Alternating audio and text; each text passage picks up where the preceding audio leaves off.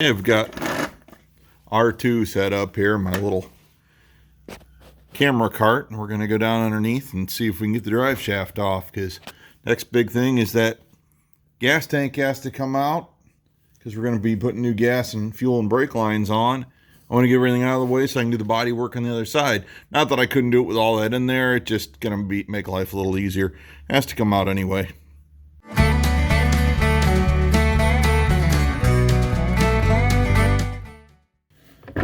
What I really need to do is rig my little camera bot with a monitor so I can see what's going on. Cool. It's an ugly drive shaft.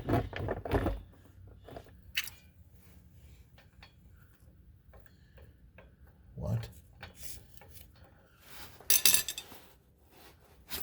Okay, so I've switched out the creeper for the chunk of living room rug because I'm a large man. I'm a big dude, and I needed the extra space. Oh, too chunky. I'm too chunky. You guys see me?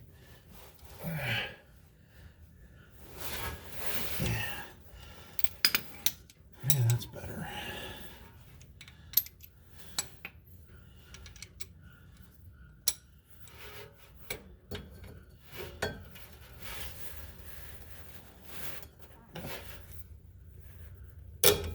There we go.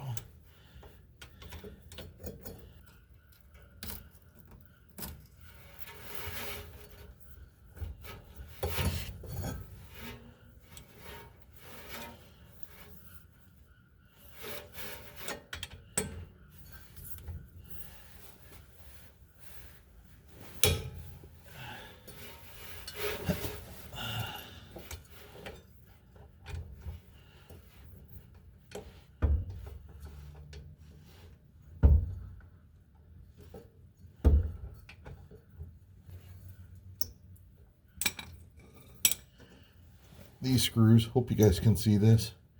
These screws are going right back in the pumpkin, right back in the differential, so I don't misplace them. I'm going to tape up my bearing end cap on here, even though I'm putting new spicer U-joints in this thing. She ugly, she mine.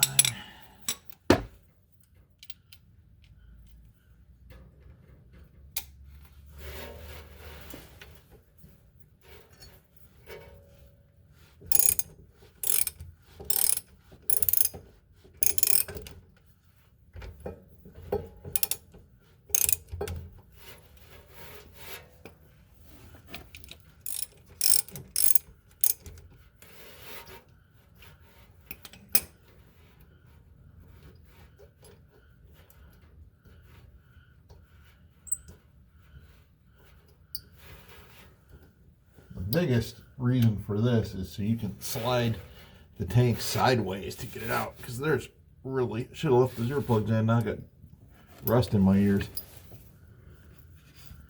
because you need to slide.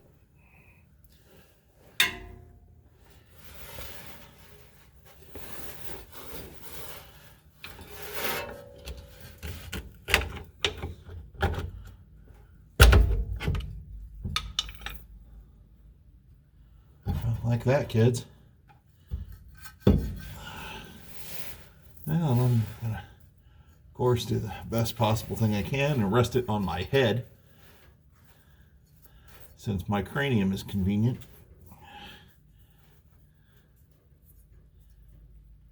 And fumble with the tape. My brother's Tahoe drive shaft was not this gnarly looking. Ah, you jerk.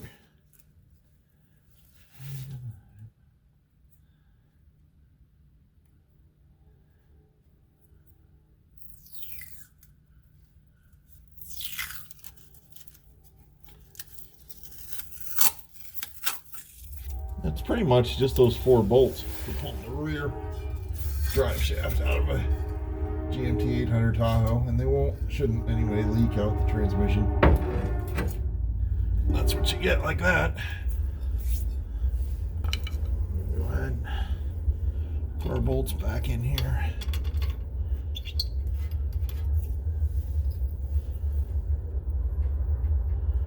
we're gonna dig around. I think I've got the new spicers for this. If not, I'll hit up AutoZone tomorrow and order some new ones.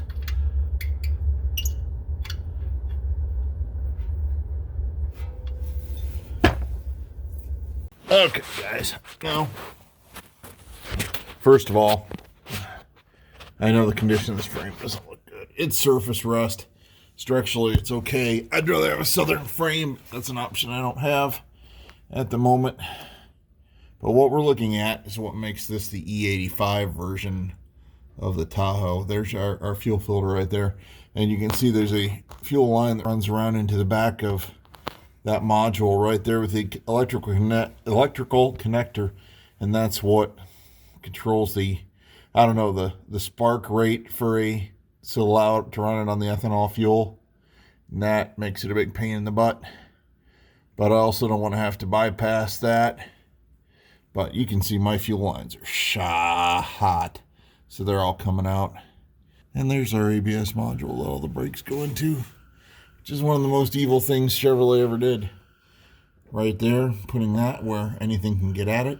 You can see under here in this horrible rusty mess where the hoses from the filler hook to our intermediate pipe. So I'm going to take these loose so I can work the filler assembly down. And then the hose were upside down. This hose is no longer available. So I'm hoping mine's still good and I can get it off from the fuel tank because that's kind of critical. Oh, I screwed up. Shouldn't have taken it out by those ears and ruined this. I should have taken it out by the little bolts behind there. That is such a noob. See the new little bolts? That is such a noob mistake. Dude, I knew better than that. I've done this before. Why did I do that? Why? I'll probably make this a little easier here for our video. When you're under the Tahoe upside down, first thing is to get the filler lines removed because those are going to be in the way of your dropping the tank. Now, leaving them like that actually can give you a little bit of a break because that S hose will catch itself and kind of cushion you as the tank's going down, make life a little easier. Try to do this without much fuel in the tank. This sucker's probably a good quarter to half full and it weighs a ton. So when you're underneath and you're dealing with this, you're going to have a mess.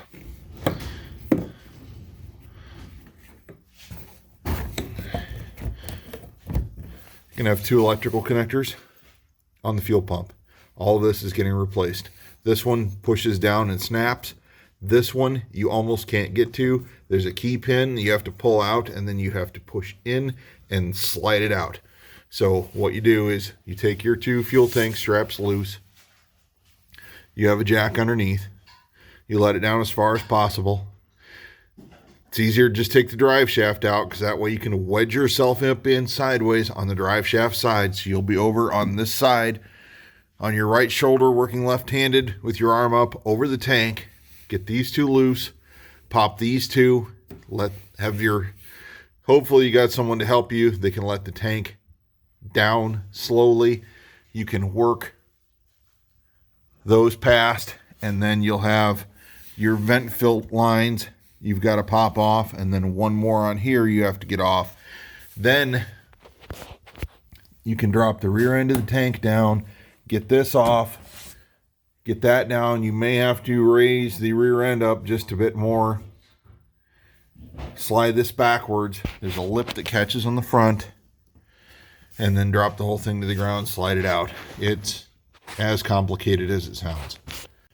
Well, as I was saying, the exercise of getting the Tahoe fuel tank out is complete, and we are on the floor with it. And we're going to use that transfer pump to pump out the tank. So I'm going to take this fill hose off, which is no longer available. So if you can save this thing, protect it at all costs. But I got that off. I'm going to get it off the other end. I'm going to get the anti-theft screen out of it if it's got one in there. And then we're going to try to drain the tank that way.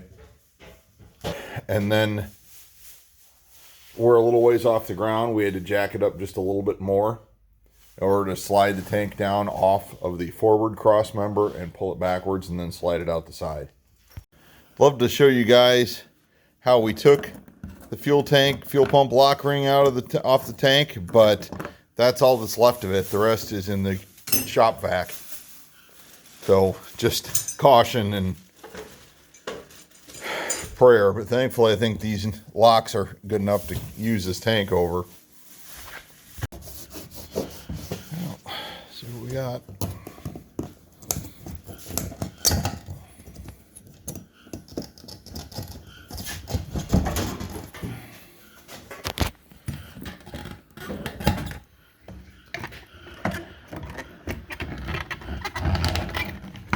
Honestly, I believe this might be the original factory 2003 fuel pump. Okay. Very carefully, yeah.